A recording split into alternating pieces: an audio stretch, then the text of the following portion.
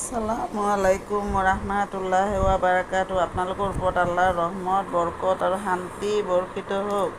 আউযু বিল্লাহি মিনাশ শাইতানিৰ ৰাজিম। বিসমিল্লাহিৰ ৰহমানিৰ ৰহিম। খেদা খোৱা শয়তানৰ প্ৰচলনিৰ পৰা আল্লাহ তুমি আমাক ৰক্ষা কৰা। পৰম কৰোণাময় পৰম দয়ালু আল্লাহ তাআলাৰ নামত আৰম্ভ কৰোঁ। আজি সূৰা আল ৱাকিয়া অৰ্থ নিশ্চিত ঘটনা। সূৰাটোৰ 51 নম্বৰ আয়াতৰ পৰা 55 নম্বৰ আয়াতলৈকে পঢ়ি শুনাব খুজিছোঁ। আশা কৰোঁ আপোনালোকে শুনি অশেষ সৱাব অৰ্জন কৰিব পাৰিব। সেয়েহে হে অবিশ্বাসকাৰী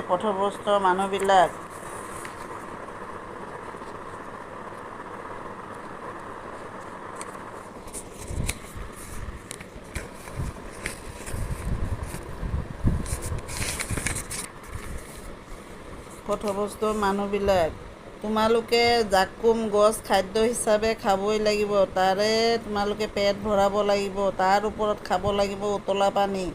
তোমালোকে সেই পানী তৃষ্ণাতুৰ ওঁতৰ দৰে খাবা। আস্তাগফিৰুল্লাহ। সমাপ্ত।